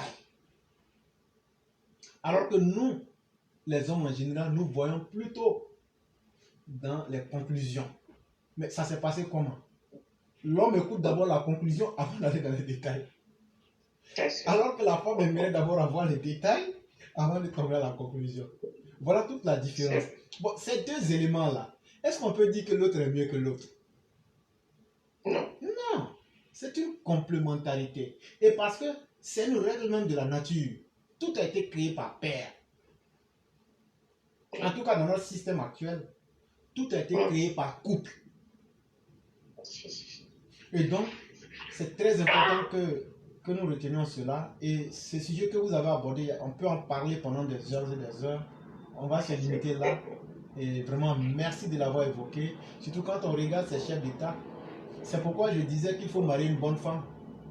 Quand tu maries quelqu'un parce qu'il est colonel. Mais cher mère, je ne sais pas. Imagine par exemple quelqu'un qui soit marié et sa femme lui dit, mais toi le colonel là. Même si tu veux, il faut être même, je ne sais même pas, maréchal. Quand elle va te parler là, ça va te toucher. Elle te regarde, tu n'as pas honte. Imagine-toi par exemple que la femme d'Assimi ou même la femme de ces généraux putschistes là leur dit, mais toi-même là, tu n'as pas honte de ce que tu fais. J'ai dit, lui-même va s'asseoir, il va se regarder à l'intérieur de lui-même, il va dire, il va réfléchir plus d'une fois. Mais c'est parce qu'ils n'ont pas eu de bonne femme. Parce que il ne sert à rien de fuir pour être à Paris, ton mari est en train de tuer les gens à Bamako, mais toi-même tes parents vivent à Bamako. Il faut être capable de dire, oui, tu nous as sécurisés, mais change ton comportement, fais ce qu'il y a à faire qui soit bien. Mais une femme qui ne peut pas dire la vérité à son mari, tu es une mauvaise femme. Une mère qui ne peut pas dire la vérité à son enfant, tu es une mauvaise mère. Un père qui ne peut pas recadrer son enfant, un père qui ne peut pas assumer la rigueur de l'homme dans la famille, tu es un, comment on va appeler, un Adamanato. Oui, dans tous les sens. Un défaillant dans tous les sens. Parce que l'autorité de l'homme, quand on parle de l'autorité familiale, c'est d'abord l'autorité de l'homme. Et c'est très important qu'on retienne cela. Et vraiment, je vous dis merci. Une femme aussi qui ne peut pas utiliser son tact pour amener son mari à la raison, toi-même là, tu es une fausse femme. Et ça, il faut le dire. Je parle de la femme d'Assimi, je parle de la femme de tous les putschistes là. Voilà, c'est deux que je parle. Voilà. C'est pourquoi vous avez vu l'autre, hein, elle a péri avec son mari, Rose Doudou. Oui. Parce que le péché là, elle aurait dû dire, mais frère, il ne faut pas tuer les enfants là, c'est eux qui t'ont amené au pouvoir. On était à Bessesso. C'est les enfants là qui nous ont amené au pouvoir. Elle a laissé faire. Mais elle aussi là, elle en a eu pour son compte. Et moi je le dis clairement, ça c'est mon avis à moi. Gay Robert a mérité sa mort, hein, tout comme tous ceux qui l'ont suivi. Parce qu'ils ont tué des êtres humains aussi. Et vous voulez que nous on se prenne de compassion parce que vous voulez compatir. Mais moi je m'en fous de votre compassion. Moi aussi je compatis pour ces milliers de personnes qu'il a tuées aussi. Et surtout même ses bienfaiteurs. Et ça, on voudrait par force modestie dire non, comme il était ancien chef d'État. Donc, la vie d'un ancien chef d'État vaut mieux que la vie d'un soldat simple. La vie de quelqu'un, lui il a été ancien chef d'État parce qu'il y a des jeunes gens qui ont fait confiance en lui. Sinon, il y avait le général Koulibaly qui était, il y avait le général Palinfo qui était là. Mais quand tu as sacrifié ces personnes-là pour atteindre un objectif malsain, et que ceux avec qui tu as atteint cet objectif t'ont éliminé, mais on m'a dit que c'est bien fait. Et moi, éclaireur pour vérité, j'ai dit ce qui est arrivé à Guerre, si c'était à refaire là, je souhaite que ça se fasse encore 1000 fois. Et à sa femme aussi, et à tous ceux qui étaient là-bas. Parce qu'un être humain qui devient ingrat, inconscient, jusqu'à détruire même la vie de ses bienfaiteurs, ne peut mériter que cette sentence-là. C'est ce que j'allais ajouter. En tout cas, merci beaucoup l'éclaireur pour tous les efforts que vous faites, quel que soit le travail, l'heure tardive. Vraiment, merci. On ne pourra jamais vous remercier. Cher mère, il a dit que ce que nous aimons ne nous fait jamais mal. Et moi, j'aime en réalité l'humanité et j'aime en réalité la Côte d'Ivoire. Et j'aime l'Afrique. Ça se voit. Et ça, on va essayer de parler.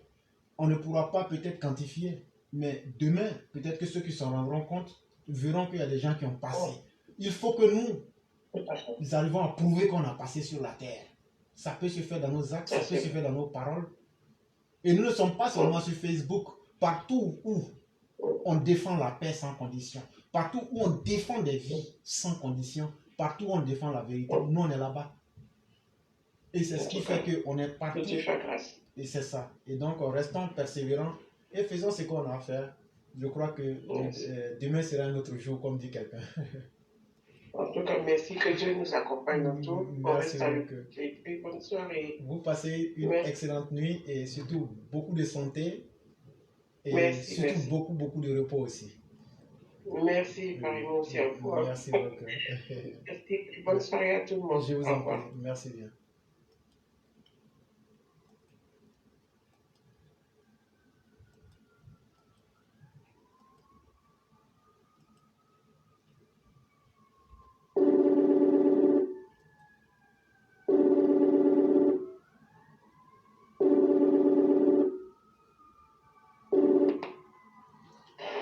Allô? Bonsoir, cher frère. Oui, chef, bonjour. Comment ça va? Ça va très bien chez vous. Il est quelle heure à Pirkala actuellement? Bon, il est 2h37. Ok, c'est pas trop mal quand même. C'est pas mal, mais vous allez m'excuser parce que je vais parler, mais malheureusement, je suis venu au boulot. Ok. La nuit là. Ok. Donc si le bruit ne dérange pas, Non, on vous je vais entend. terminer rapidement. On vous entend, il n'y a pas de problème. D'accord, merci beaucoup. Je vous en prie. Merci beaucoup. Là, l'émission a changé, ça arrange très très bien, souvent ça, mais c'était son cas avec. Il n'y a pas de problème. Merci surtout pour votre fidélité. Il n'y a pas de problème. Ok, monsieur l'éclaireur, bonjour à tout le monde, bonsoir à tout le monde. Monsieur l'éclaireur, je vais commencer avec une question. Je sais que ce n'est pas le bon moment, mais je vais poser cette question. Concernant quand les gens prêtent des serments, par exemple, je prends l'exemple sur mon pays, la Côte d'Ivoire. Pourquoi les gens prennent des serments sur, comme on appelle, avant de commencer à servir le pays? Je ne sais pas si vous comprenez la question. Je comprends. Alors, quand le président est élu, il doit prêter serment et puis certaines institutions aussi doivent prêter serment avant de commencer à travailler, à servir. J'aimerais comprendre pourquoi. Avant d'intervenir tout ceci. Ok. Vous aimeriez savoir pourquoi on prête le serment, c'est ça? Oui, oui, c'est ça. Ok. En théorie, la Côte d'Ivoire est un pays laïque. Oui. Je dis bien en théorie. Ça veut dire, quand il y a un pays laïque là, ça veut dire qu'on ne doit pas interférer la religion dans les affaires de l'État. Donc, l'État ne doit pas avoir une coloration religieuse. Je dis bien en théorie. Et en me basant sur cette réalité, par exemple, quelqu'un qui juge sur la constitution de défendre, comme vous le dites là, le pays et tout. Si les musulmans là, ils jugent sur quoi? Ils jugent sur le Coran. Si les chrétiens, ils jugent sur quoi? Sur la Bible. Si les féticheurs vont juger sur quoi? Ils sont fétiches. Voilà. Et donc, c'est pour vous dire que ce en quoi tu crois réellement là, parce qu'on ne voit ni la Bible ni le Coran, mais en réalité, c'est une manière de nous dire, toi-même là, ce en quoi tu crois réellement, là, tu es en train de donner ta parole à cette réalité-là en face des autres concitoyens. C'est ce que ça veut dire, normalement. Ok. Maintenant, quand le président doit prêter le serment, il prend le serment sur la Constitution ou bien sur la Bible en Côte d'Ivoire. C'est ce que je viens de détailler là pour vous dire qu'en théorie, quand il fait là, est-ce que tu vois Bible? Non, non, non. Est-ce que tu vois Coran? Non. Est-ce que tu vois fétiche des féticheurs? Non, non, non. Mais c'est pourquoi j'ai répondu à la question parce que j'avais déjà anticipé. J'ai dit qu'en réalité, même si lui-même trahit sa conscience en se disant je n'ai juré sur rien, en réalité, il a trahi lui-même sa conscience parce qu'un être humain ne peut pas vivre sans croire en quelque chose. C'est pourquoi j'ai dit qu'il le veuille ou pas. Normalement, en théorie, dans un état laïque, on ne peut pas jurer sur les livres religieux. Oui, oui. Et donc, eux, ils pensent qu'ils jurent sur rien et qu'ils sont en train de tromper le peuple. Mais eux-mêmes ne savent pas qu'ils sont en train de se blaguer eux-mêmes. Parce que quand tu jures là, toi-même tu sais que tu n'es pas sincère là. Le jour que le coup d'état vient là, tu vas appeler qui à l'aide? C'est Dieu que tu vas appeler à l'aide. Et donc, tout le monde croit en Dieu. Que tu sois bouddhiste, chrétien, féticheur, tout le monde croit en Dieu. Donc quand tu jures là, on s'en fout du Coran, de la Bible et autres. C'est devant Dieu que tu jures. D'accord. Je comprends ça très bien. Bon, je m'étais trompé parce que pour moi, je crois qu'en Côte d'Ivoire, par exemple, quand on prêtait serment, on jurait seulement sur la Bible. Non. Avant de commencer à servir. Voilà pourquoi j'ai posé cette question et puis je voulais faire une proposition. Je vais me limiter par là. Parce qu'au Rwanda, je prends un exemple sur le Rwanda, là-bas, des présidents jurent sur la Bible avec le Coran. Okay. Mais chez nous en Côte d'Ivoire, on ne voit ni des deux, on ne voit ni le Coran ni la Bible. D'accord, là il n'y a pas de problème. Sauf peut-être sauf si je ne me si peut-être sauf erreur de ma part et je demanderai aux élèves de la classe de me corriger rapidement. Voilà, sauf erreur de ma part quand même. D'accord. Il n'y a pas de problème. Monsieur le Président, je vais aller sur le deuxième sujet. Il n'y a pas de problème. C'était une doléance au président de la République parce que je sais que ce n'est pas le moment aussi. Parce qu'avec tout ce qui se passe en nos frontières, ce n'est pas le moment, mais je voulais faire une doléance pour que si l'État pouvait vraiment trouver une ambassade de la Finlande en Côte d'Ivoire pour nous les ressortir. Nous qui sommes dans les Scandinaves ici, ça va beaucoup nous arranger. Tous ceux qui veulent venir dans les Scandinaves sont obligés d'aller jusqu'au Nigeria. Et puis à Abuja, pour aller faire une demande de visa. Donc imaginez si vous devez aller, soit vous prenez par la voie de transport, ou bien aller par vol.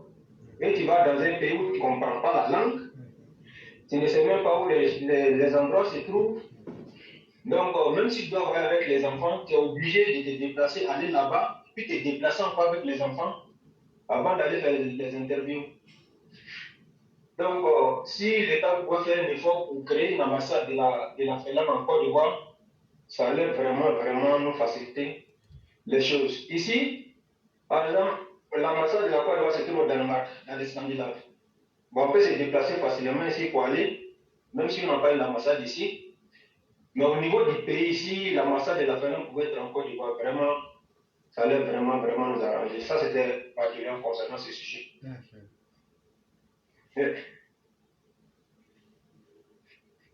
Donc, si vous voulez ajouter quelque chose sur ce point, je vous écoute avant d'avancer. Ok.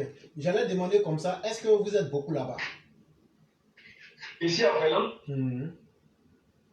Bon, on est beaucoup, mais je ne connais pas les noms exacts. À part toi et puis Jolie Pacheco, moi je ne connais pas quelqu'un. Il y en a plein. Ok. Oui. Sinon, ce que vous pouvez faire dans ce cas-là,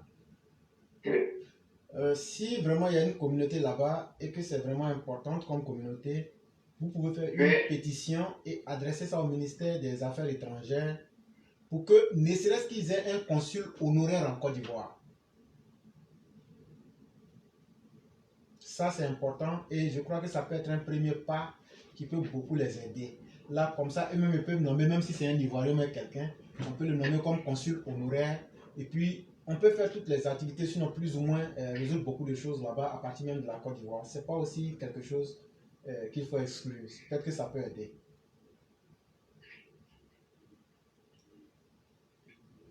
D'accord, j'ai compris. J'ai compris. Bon, merci beaucoup, monsieur le Leclerc, pour ce point. J'aimerais ajouter quelque chose concernant les pays. Donner aussi quelques conseils à nos frères qui sont là-bas. Il n'y a pas de problème. Monsieur le Leclerc, vous êtes vraiment écouté. Vous êtes vraiment écouté parce que quand j'échange avec certaines personnes qui n'ont pas assez d'informations, vous êtes écouté.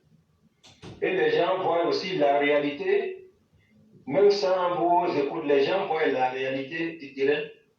Qu'est-ce qui est bien, qu'est-ce qui n'est pas bien. Tu vas croiser n'importe quel vagabond aujourd'hui demander.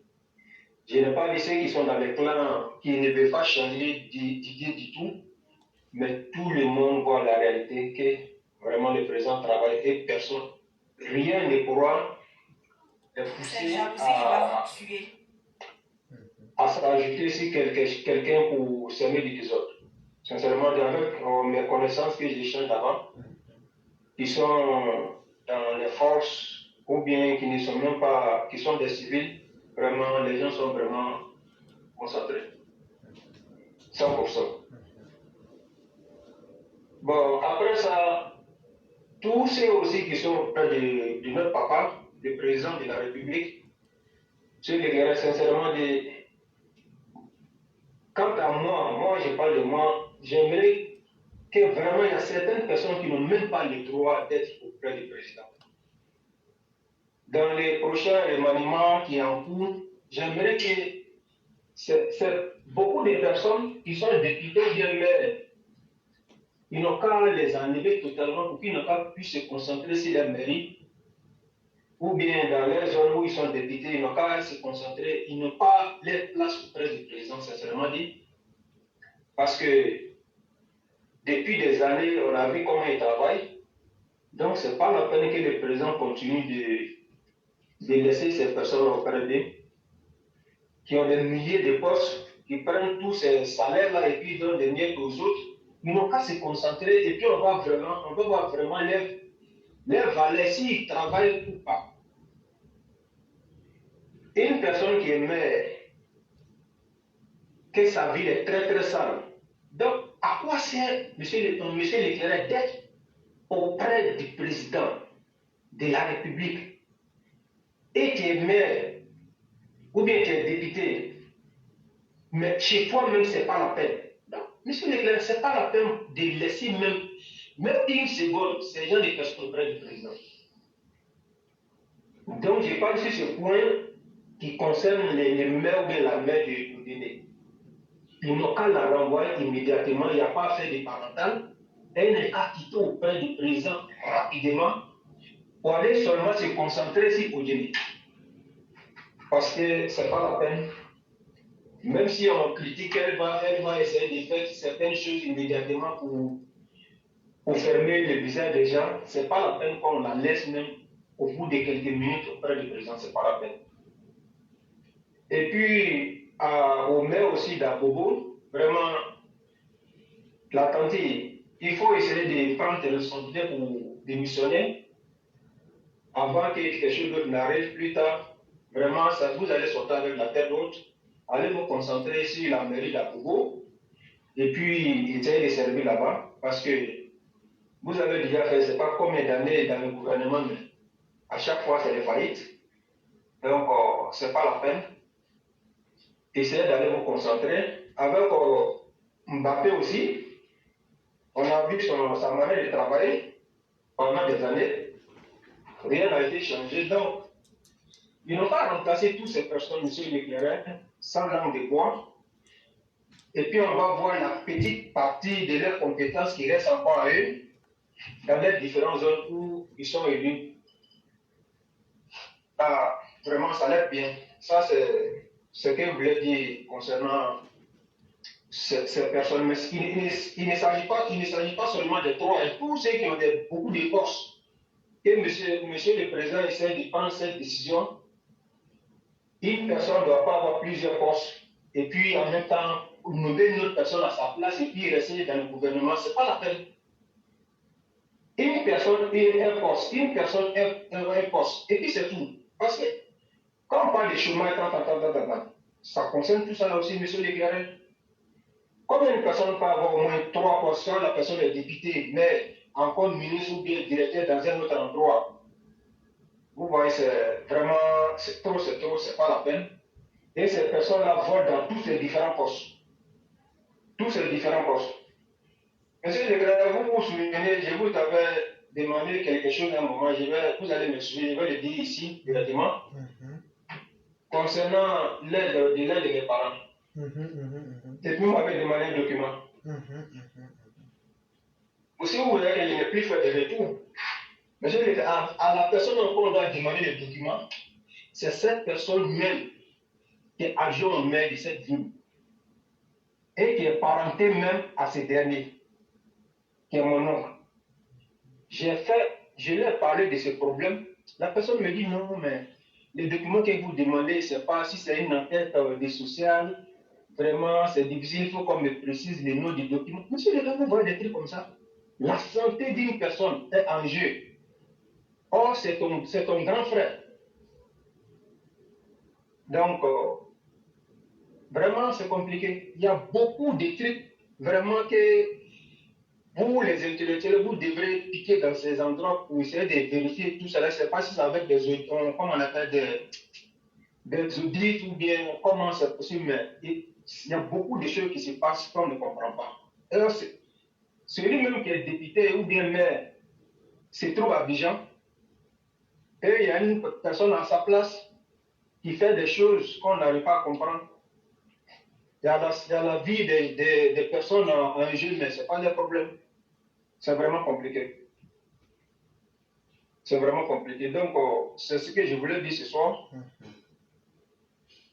Il y a beaucoup de choses. Je sais que ce n'est pas le moment, mais si on veut attendre tout, trop, monsieur le déclaré, vraiment, ça ne pourra pas aller. Parce que il y a beaucoup de choses que le président doit s'occuper de ça par rapport à notre sécurité. En même temps, il y a une bande de mafias qui sont en train de voler en bas, nuit et jour. Je ne sais pas si c'est leur soir, c'est que le président ne soit pas stable pour vérifier tout ça. Je ne sais pas. Je me pose plusieurs questions. Chaque jour que Dieu fait, je n'arrive pas à comprendre. Comme on peut être malhonnête jusqu'à ce point. Donc, c'est ce que je voulais dire ce soir, monsieur le Clerc. Ok, vraiment, merci beaucoup. Merci infiniment pour ce que tu as dit. Tu vois, le malheur en Afrique, c'est ce que je disais là, la plus grande force de l'Afrique, c'était qu'avant, tu vois, dans une famille, il y avait un chef de famille et tout le monde était autour. Et donc, tout le monde, chacun était au centre de la famille parce qu'il savait le rôle qu'il devrait jouer. Mais nos sociétés actuellement en Afrique, on n'accorde même pas de l'importance à l'homme. Mais regarde aujourd'hui, qu'est-ce qui fait la force? Tu penses que les Occidentaux qui aiment l'argent comme ça, là, pourquoi il y a le social? Sinon, si on dit que quelqu'un aime l'argent sur la terre, là, le blanc aime l'argent. Hein. Mais ce même blanc a fait du social. Mais demandez-vous, est-ce que ce social se fait gratuitement? Non. Le blanc, il n'y a rien de gratuit. Ce que tu sèmes, c'est ce que tu récoltes. S'il n'y a rien de gratuit, même chez Dieu, Dieu même dit ce que tu sèmes, c'est ce que tu récoltes. Ce n'est pas le blanc qui va devenir gentil. Toi, tu ne sèmes rien, mais tu récoltes. Non. En réalité, ils ont compris que quelqu'un peut être défaillant. Quelqu'un peut ne vouloir même pas réussir dans sa vie. Mais cette personne-là peut créer un être humain qui peut être utile à la société. Parce que chaque être humain vit en fonction du rêve et du désir qu'il s'est donné. Or, en Afrique, qu'est-ce que nous faisons? On s'en fout même de la vie humaine. Dans la route, quelqu'un peut être malade, une petite maladie. On va préférer négliger la personne. Elle va mourir. Et c'est là que tu vas nous voir en train de venir faire funérailles pour dire à Dieu, faire funérailles, c'est surtout chez les bêtés, ils vont faire grande funérailles. Chez les musulmans, 7e jour, 8e jour, 40e jour, 25e jour. Quand un homme est mort là, il est mort, c'est fini. Il n'y a rien de bon qu'on peut retirer dedans. Sauf si peut-être on veut maser. Mais là encore, bon, nous on n'aime pas ça. Mais tu n'as pas masé. Là, on se comprend en français ivoirien, voilà. Si tu n'as pas mangé, là, il faut te débarrasser de ça. Parce que le moment où il avait besoin, ou le moment où il voulait qu'on sente son humanité, l'argent que tu vas prendre pour aller faire le funérailles, là, c'était le moment où il était vivant, là. Il fallait mettre ça dans les médicaments. Il fallait mettre ça dans les besoins. Celui qui est parti demander, alors que c'est une chose simple, dans toutes les mairies, il y a une section pour les actions sociales. C'est vrai que les mairies ne sont pas logées à la même enseigne, mais s'il y avait un peu de bonne volonté et un peu d'humanisme, même si le phénomène de mourir pour quitter la vie pour aller à la mort, là, lui, il a déjà traversé ça. Donc, le cinéma que nous on fait derrière lui, là, ce n'est pas son problème. C'est encore en Afrique que tu retrouveras les choses les plus inimaginables. Quelqu'un peut venir faire du mal à quelqu'un, agresser quelqu'un. Et puis ça reste comme ça. Après on dit non, il faut laisser à Dieu. Ou bien il faut envoyer un poulet. Ou bien il faut verser l'eau et puis c'est fini. Bon, c'est tout ça qui tue. Parce que notre culture africaine aussi, mal située dans son contexte, ça devient un poison véritable. Je dis bien mal situé dans son contexte, ça devient un poison. Comment quelqu'un peut aller tuer l'enfant de quelqu'un, vous venez dire non, il faut prendre un poulet, et puis vous versez l'eau, et puis c'est fini. Qui peut accepter ça? C'est parce que ceux qui demandent le pardon, ça les arrange. Mais si c'était eux qui avaient subi ça, peut-être qu'ils n'auraient jamais accepté ce pardon-là. Donc pourquoi toi tu acceptes? Pourquoi on dit que tu es bon? Une fausse bonté. Une bonté dans la lâcheté. Une bonté dans l'hypocrisie. Une bonté dans... Je ne sais même pas. Et c'est ça qui fait que les gens ne peuvent pas respecter l'homme noir. Quand un seul individu va prendre l'argent de toute une communauté. Et le jour qu'on a fait sortir les vidéos ici, elle a dû entendre. Et elle allait payer quelques vieilles femmes pour venir mentir sur les réseaux que non, elle nettoie la ville, hein, elle nettoie la ville, hein, les saletés sont quittées dans un autre coin. Mais vous pensez que les gens sont bêtes? Que les saletés soient quittées à la partie est, nord-ouest, saleté là, ça y est dans l'ordinaire, non? Vous n'êtes même pas intelligent, même dans le mensonge, vous n'êtes pas intelligent. Même pour mentir, tellement vous ne valez rien là. Même pour mentir, vous n'êtes pas intelligent dedans. Elle allait payer quelques vieilles dames là pour dire non, c'est elle en soutien. On n'a pas dit que c'est pas vous soutenez. Parce qu'on connaît des gens même qui soutiennent le Satan. On connaît des gens qui se suicident. Il y a des gens qui se suicident et se tuent. Ils sautent d'étage et puis tombent et puis meurent. Donc là, c'est pas surprenant que vous puissiez soutenir quelqu'un qui est en train de lutter contre vos intérêts. Ce n'est pas ça. Surtout quand on vous a mis un peu de billets de banque, peut-être 5 000 francs, mais 10 000 francs à la bouche. Vous pouvez faire ça. Candidat au suicide volontaire. Ça, c'est bien pour vous. Mais cela n'enlève rien à la réalité que Nanseneba est nulle comme mère. Elle vaut rien de chez vaurien comme mère. Ça n'enlève pas ça. Parce que, quand on me dit que les saletés c'était dans un autre quartier, mais on a enlevé là-bas, il y a des gens qui ne l'aiment pas, ils sont venus verser ici. Vous êtes en train de créer une nouvelle histoire qui ne tient pas. Parce que pour moi, à la fin de la journée, ces saletés-là, que ça soit quitté en bas de la terre, que ça soit quitté dans un autre coin, que ça soit quitté, un fait demeure, ces saletés sont dans la ville d'Odiéné. Or, un homme normal ne doit pas vivre avec la saleté. Voilà la base de ce que moi je défends. Les maires qui se respectent assainissent leur ville là. Les villes où Nanseneba va célébrer les infrastructures, ces villes-là sont propres. Avant de pouvoir construire des monuments, avant de pouvoir construire des infrastructures qui puissent être à l'avantage des populations, le minimum c'est d'abord de créer les conditions de santé. Il faut qu'elles se souviennent de ça. Et donc là, quand on ne vaut rien et qu'on pense qu'on peut influencer les gens, ça ne passe pas avec les gens intelligents comme moi. Que les saletés là soient quittées. Je ne connais même pas les quartiers de Guinée. Prenez n'importe quel quartier de Guinée. Si c'est quitté dans un quartier X pour aller dans un quartier Y, c'est quitté dans un quartier A pour aller dans un quartier B, toujours est-il qu'il y a ordure en Guinée. Ça au moins, tout le monde est d'accord sur ce facteur-là. Et s'il y a ordure en Guinée, c'est parce que celle qui est la mère actuellement qui est en charge est défaillante. C'est de cela qu'il est question. Donc les 10 000 francs que tu as donné aux candidats au suicide, là, les vieilles femmes désœuvrées, là, c'est zéro. C'est zéro. On ne va pas te laisser. On va toujours vous critiquer, montrer votre nullité absolue à la face du monde.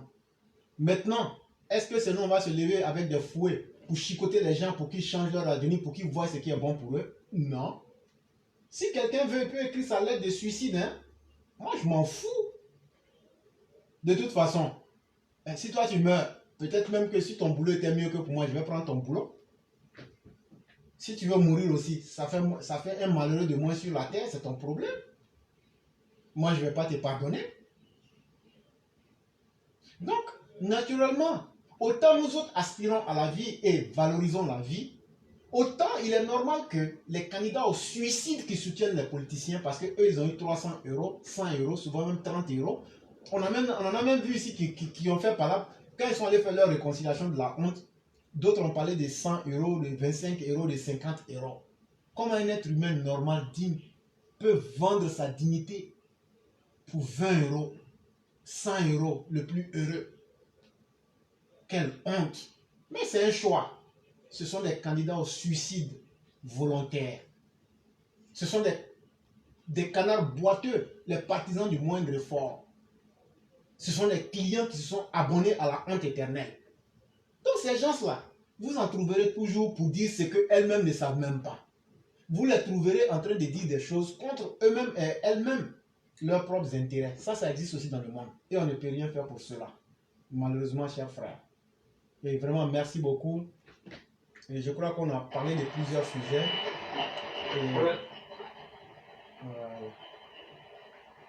Vous m'entendez? Oui, on vous entend. On vous entend. D'accord, monsieur Degla, je voulais terminer avec un petit truc. J'ai l'impression que vous les Américains, vous n'aimez pas les élèves de la plateforme. Parce que il y a au moins un mois de cela, il y a quelque chose qui s'est passé chez vous là-bas avec le nom de Ticona. Et puis encore, cette fois-ci, il y a quelques semaines encore de cela, quelque chose qui se passe là-bas avec le nom de Yann. Bon, je n'arrive pas à comprendre. Pourquoi quand les catastrophes, vous surnommez ça avec le nom des élèves de la plateforme? Moi-même, j'ai vu la même chose quand j'ai vu l'ouragan Yann. J'ai dit, oui. J'ai dit, mais voilà le nom de mon frère qui est sorti ici, hein. C'est pas bon, hein? mais on va corriger ça. La prochaine fois, on va prendre les noms des élèves peut-être de la Finlande ou même de la Côte d'Ivoire directement. Il n'y a pas de problème. Vraiment, merci. Pour rigoler. Il n'y a pas de problème. Merci beaucoup. Je vous remercie infiniment, beaucoup de courage. Et puis, bonne chance là-bas. Et je suis à l'écoute. Merci beaucoup. Et on est déjà à la fin de l'émission. Et naturellement, hein, quand c'est comme ça, c'est la dernière personne qui ferme l'émission. Donc, je vais vous demander de faire la conclusion du jour. Ok. Merci beaucoup, monsieur Guéguin. C'est la première fois que vous me donnez cette opportunité. Donc, je voulais vous remercier infiniment pour tout ce que vous faites. Nuit et jour pour la paix et en Côte d'Ivoire, pour éclairer ceux qui ne sont pas éclairés, pour mieux voir les choses et puis pour mieux comprendre les choses. Donc, je vous remercie infiniment pour ça. Et aussi donner un conseil à tous ceux qui nous écoutent et tous ceux qui nous écouteront plus tard. Que tout un chacun respecte ses parents. Qui ont eu la chance que les parents soient encore en vie, s'ils sont en parlant avec eux qui ne se parlent pas, c'est le moment de les pardonner et leur demander pardon, chercher leur bénédiction avant leur départ. Parce que quand tu appelles un homme, c'est tes parents. Si tu n'as pas eu leur bénédiction, tout ce que tu vas entreprendre dans cette vie, tu peux devenir riche, mais ça ne va rien te servir. Donc, il n'a pas de temps pour ceux qui sont pas là avec leurs parents, quand ils ne peuvent pas finir ces paroles avant leur départ. Donc, merci beaucoup de mes parents. Bonne émission et bonne nuit à tout le monde. Merci beaucoup, chers frères, que la grâce de Dieu soit sur chacun de nous. Merci à notre communauté très forte sur YouTube. Et très certainement, on va trouver une solution pour corriger le problème de son. Merci à vous-même en cette heure tardive. Vous avez donné de la voix.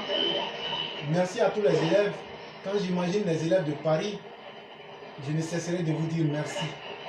Il est pratiquement presque 4 heures chez vous ou très loin. Vraiment, merci à vous. Merci d'être résilient. Quand je vois tous ces visages qui ont mis les cœurs, qui ont sécurisé l'émission dans des conditions extrêmement difficiles, vraiment, vous allez me permettre de citer quelques noms comme Momo le Baobab, comme Ablo Ablo, comme Minignan Sissé, Tom Chabi, et notre mère Mariam Diomandé, sans oublier aussi sur YouTube, même si nous n'avons pas la possibilité, je salue Medoun Koulibaly, je salue Mimi Ado-Ourien, je salue le roi Chaka Zulu, je salue Leila Perat, je salue Yolidia, Je salue Mamadou Koulibaly. Je salue tous ceux dont les noms me reviennent actuellement en tête. Mais si tu n'as pas entendu ton nom et que tu es EPV sur YouTube, sache que ton nom est là. Seulement que je ne peux pas m'en souvenir. Mais sens-toi individuellement concerné. Et je te dis merci et bravo. Continuons à être ce que nous sommes. Ne cherchons à ressembler à personne. Parce que le jour où Dieu a créé chacun de nous, nous sommes une pièce unique de Dieu lui-même. Vous ne trouverez pas deux Tom Chabi, vous ne trouverez pas deux Momo le Baobab, vous ne trouverez pas deux Walter, vous ne trouverez pas deux KTS, vous ne trouverez pas deux Karidia Justine. Et c'est ça la force de Dieu. Créer chacun selon ce qu'il est pour être utile à l'humanité. Et donc ne cherchez à ressembler à personne. Cherchez à développer les qualités que vous avez. Cherchons à développer nos qualités.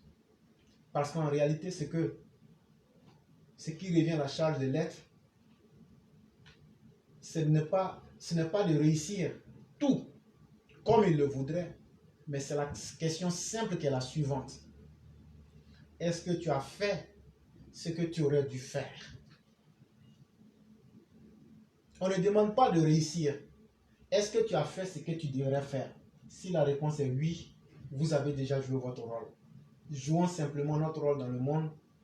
Et nous, tant que nous serons en santé, et tant que le président Alassane Ouattara continuera à faire le bonheur des Ivoiriens, Monsieur le Président, aujourd'hui je venais du boulot et je vois les différents ponts de Manhattan. Et je me dis, en me basant sur l'un des propos de notre mère, Henriette, la grande maman, elle dit un jour, j'étais dans un véhicule avec Alassane et il me dit, Tanti, voilà comment je veux que mon pays soit. Et aujourd'hui, quand j'ai regardé toutes ces réalisations et que j'ai regardé Abidjan, Monsieur le Président, vous avez déjà réussi. Même si vos ennemis ne veulent pas vous dire cela, nous on va vous dire ça. Vous avez déjà fait ce que vous pouvez. Et c'est ça qui compte dans la vie. Et c'est pourquoi nous on vous aime et c'est pourquoi on vous soutient. Même si le voyage devrait s'arrêter là, Alassane Ouattara, tu as déjà réussi ce que tu devrais faire. C'est pour nous que tu l'as fait. C'est nous on dit qu'on est satisfait de toi. Donc là, Dieu même est satisfait de toi. Est-ce que tu es un homme parfait? Moi, ça, c'est pas un problème. Parce que moi-même, je ne suis pas parfait. Mais le bonheur auquel tu aspires pour ta nation, tu l'as fait. C'est ce qui est important pour nous. Chers tous, restons unis derrière la vérité.